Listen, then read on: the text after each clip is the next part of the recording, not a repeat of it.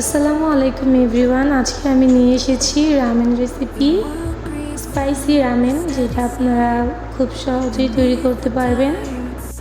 সবাই তো তৈরি করে চিকেন রামেন, আমি না হয় চিকেন নাগেটসের সাথে রামেন তৈরি করলাম। তো ফার্স্টে আমি কোরিয়ান রামেন নুডলস দিয়ে দিচ্ছি গরম পানির মধ্যে। পানিটা অ্যাকচুয়ালি বসিয়েছি এখন, বেশি গরম না, তাই এটা একটু সিদ্ধ হতে 5 থেকে 7 মিনিট সময় লাগবে।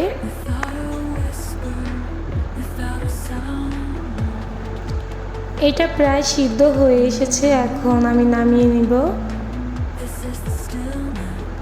নামিয়ে পানি ছাড়িয়ে নিব।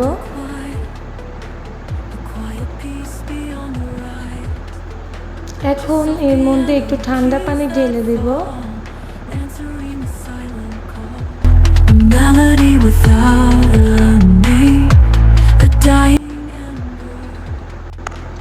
এখন এটা একটা বাটির মধ্যে নিব। নেওয়ার পর এই যে এটা হচ্ছে কোরিয়ান রামেন নুডলসের সাথে রামেনের সস, এখন এটা দিয়ে দিব। এটা খুবই স্পাইসি একটা সস, এটার কালার দেখলেই বোঝা যায় এটা অ্যাকচুয়ালি কতটা স্পাইসি হতে পারে।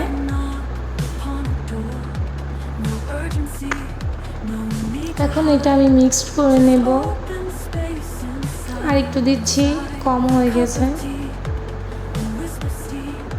এখন ভালো মতো এটাকে আমি মিক্সড করে নেব। হাতের কি একটা অবস্থা, যাই হোক কম হয়েছে তাই আর দিচ্ছি। অ্যাকচুয়ালি আমি তো বেশি ঝাল খাই না, তার জন্য একটু ভয়ে ভয়ে দিচ্ছি আর কি। এটা আপনারা আপনাদের পরিমাণ মতো দিয়ে নেবেন। তারপর দিচ্ছি চপস্টিক নুডলসের মশলা।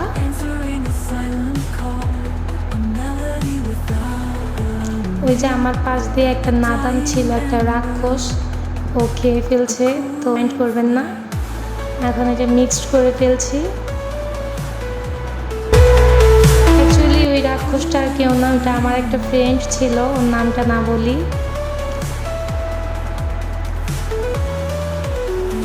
এখন এটা আমি ভালো মতো মিক্সড করে নিচ্ছি। কালারটা আপনারা দেখতেই পাচ্ছেন, আপনারা চাইলে আরও বেশি করে দিতে পারেন। এখন আমি দিব টমেটো কেচাপ সস।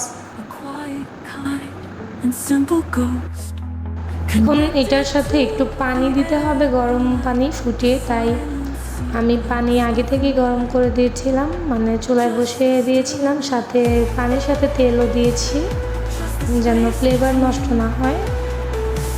পানি একবারে গরম হয়ে যাওয়ার পর এটা আমি রামেনের মধ্যে ঢেলে দিব। অনেকে অনেকভাবে রান্না করে, তবে এইভাবেই আমার কাছে সহজ মনে হয়। আগে সব মশলা দিয়ে দিয়েছি, এখন পানি। এখন দেখতেই পাচ্ছেন কালারটা বোঝা যাচ্ছে, এটা অ্যাকচুয়ালি দেখেই বোঝা যাচ্ছে কতটা স্পাইসি হতে পারে। এটা হচ্ছে চিকেন নাগেটস, এটার রেসিপি আমি অন্য সময় দেব। যাই হোক, চিকেন নাগেটসের সাথে অ্যাকচুয়ালি অনেক মজা হবে। অবশেষে তৈরি হয়ে গেছে আমাদের রামেন।